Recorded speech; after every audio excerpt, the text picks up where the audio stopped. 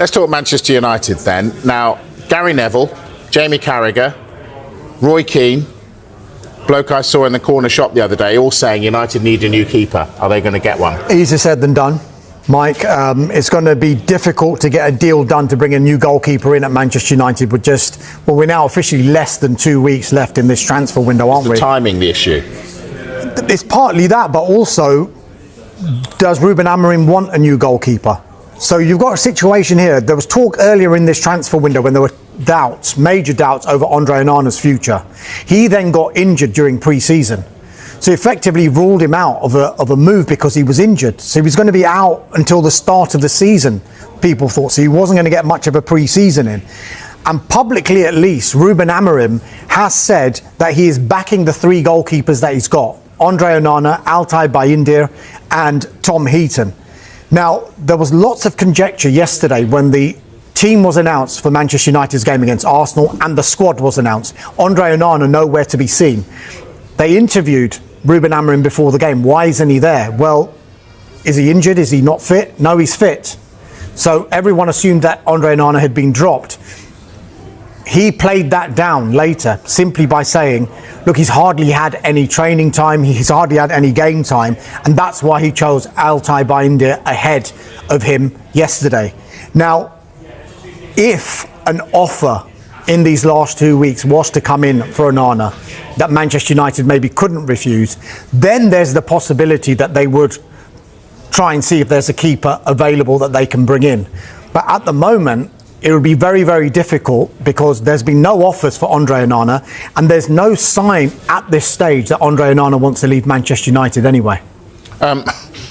There's quite a good goalkeeper hanging around available. Donnarumma, why don't they just buy him? Good question. I mean, arguably he's the best goalkeeper in the world at the moment. PSG have made it clear that they are going to sell him in the next 2 weeks.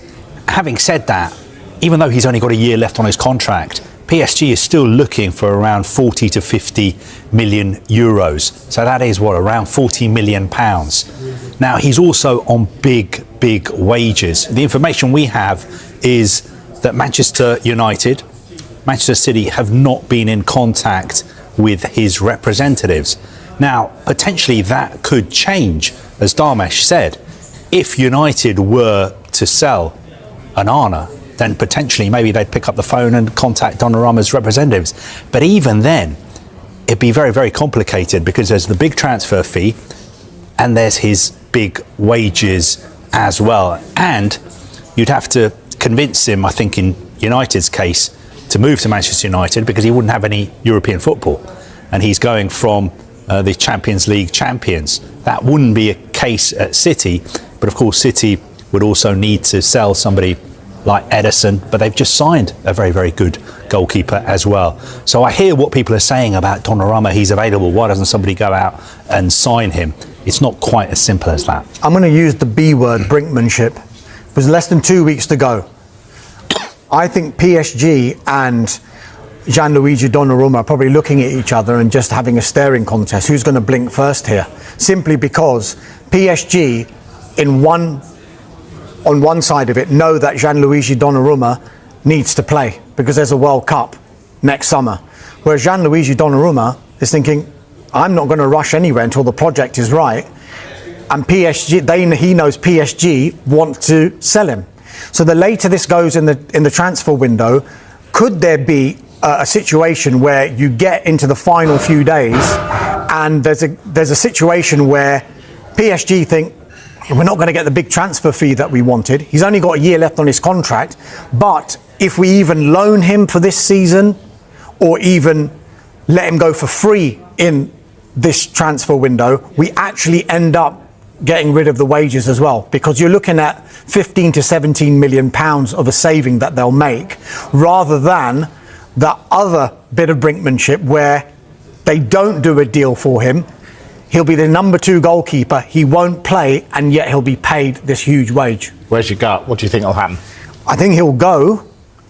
I think a few things still have to happen, though. Particularly, we keep hearing about Manchester City, and there's this interest from Galatasaray in Edison.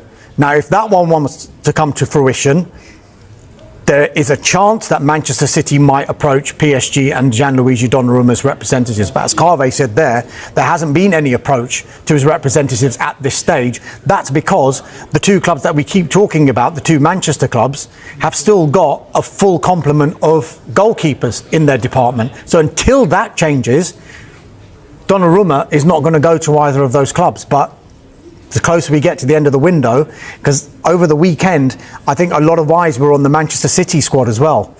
And Ederson had a stomach bug. That's why he missed that game. Then you've also got to think about what James Trafford must be thinking.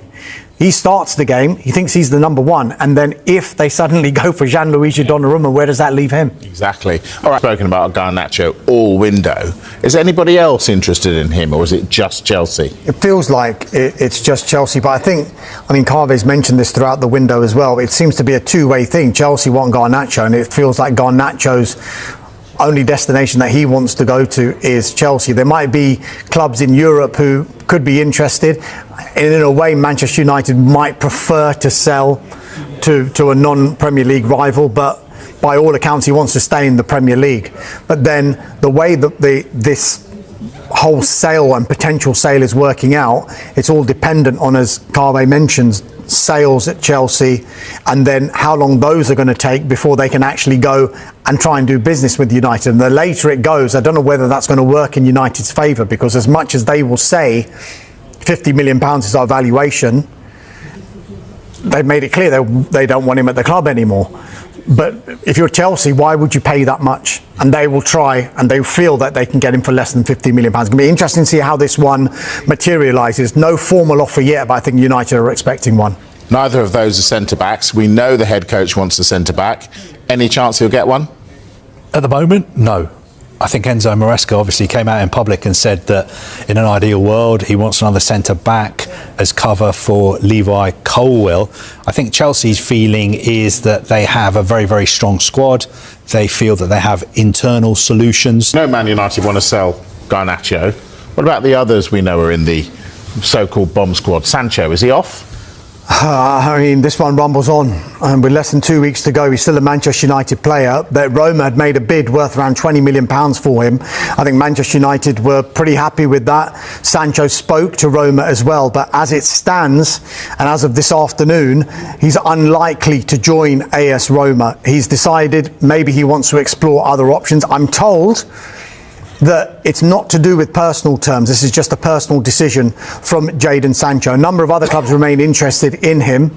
I think Borussia Dortmund, who he's played for on 2 different occasions, are keeping an eye on his situation. However, in the last hour or so, our colleagues at Sky in Italy are reporting that even though it's unlikely he would go to Roma at this stage, the Roma head coach, Gianpiero Gasperini, absolutely loves Sancho. He's the one driving a possible transfer of this deal, and they haven't given up. They still feel that they might be able to persuade him, however unlikely it looks at this stage. But you never know.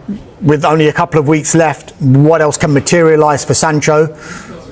Whether he ends up staying at Manchester United again and then going in a January window, or again next summer. You also got to remember Besiktas were interested. We don't think Sancho is wanting to go to Turkey at this stage of his career. However, our window shuts September the 1st. The Turkish window shuts on September the 12th. So is there a possibility that later on in the window that one becomes live again? I don't know. But Besiktas, of course, managed by Ole Gunnar Solskjaer, who managed Sancho at United. What about Rasmus Hojlund? Right, so at the moment he remains open to a move to AC Milan. However, it's understood at this stage he would prefer a permanent move if he was to leave Manchester United. That's because Milan want to do a loan with an option.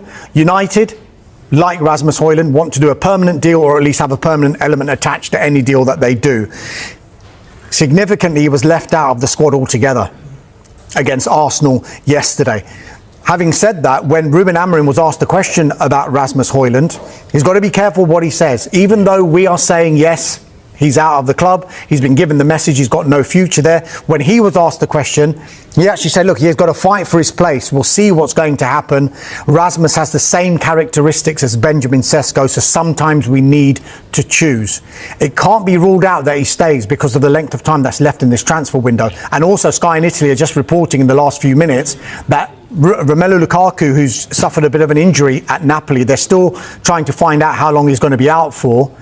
They are actually looking at Rasmus Hojlund as well as a potential replacement for Lukaku. So the interest is there in him. It's just whether he gets the deal that Manchester United are pleased with, but also Rasmus Hojlund is pleased with as well. Okay, right, now, plenty to come in the last part of the transfer show.